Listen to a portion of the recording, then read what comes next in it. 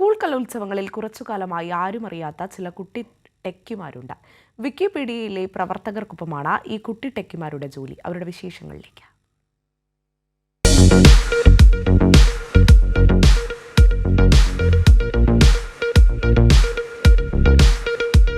School കലോത്സവത്തിലെ മത്സരാർത്ഥികളെയും വളണ്ടിയർമാരെയും അല്ലാതെ കുട്ടി ടെക്കിമാരെ കണ്ടിട്ടുണ്ടോ? അവരിതാ ഇവിടെയുണ്ട്. തിരക്ക് പിടിച്ച ജോലികളിലാണ് ഈ കുട്ടി ടെക്കിമാർ.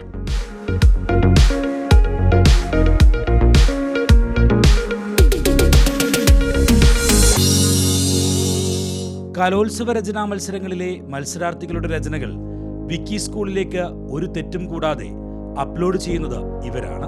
രചനകളൊക്കെ കൂടി ഓർഡറിലാക്കിയിട്ട് അത് സ്കാനറിലേക്ക് വെക്കും. അപ്പം ഈ ഡെസ്ക്ടോപ്പിലോട്ട് അത് വരും. എന്നിട്ട് നമ്മൾ അതിൻ്റെ കോഡ് നമ്പർ വെച്ച് ഫോൾഡർ ക്രിയേറ്റ് ചെയ്തിട്ട് ഇതിലോട്ട് സ്കാനായി വരുന്ന എല്ലാം അതിലോട്ട് സേവ് ആക്കി PDF ആക്കും.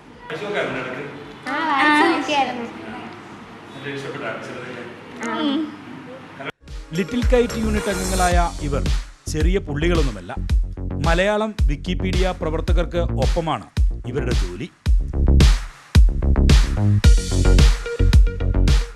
2016-2017 മുതലുള്ള കലോത്സവ മത്സരങ്ങളുടെ രചനകൾ എല്ലാം നമ്മുടെ വിരൽത്തുമ്പിൽ കിട്ടും.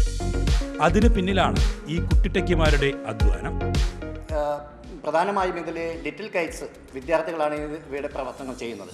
കേരളത്തിലെ ITED സ്കൂളാണ് രാജ്യത്തിന് മാതൃകയാവുന്ന ഇത്തരം പ്രവർത്തനങ്ങൾക്ക് പിന്നിലെന്ന് മലയാളം വിക്കിപീഡിയ പ്രവർത്തകരും വ്യക്തമാക്കുന്നു.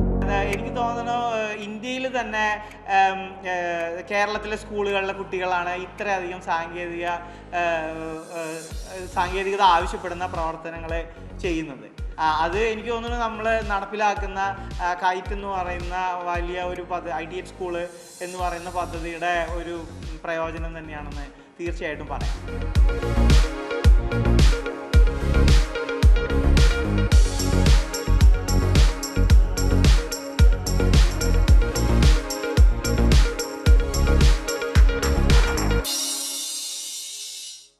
അറുപത്തിരണ്ടാമത് സ്കൂൾ കലോത്സവത്തിലെ ടെക്കികളാണ് ഈ കുട്ടികൾ.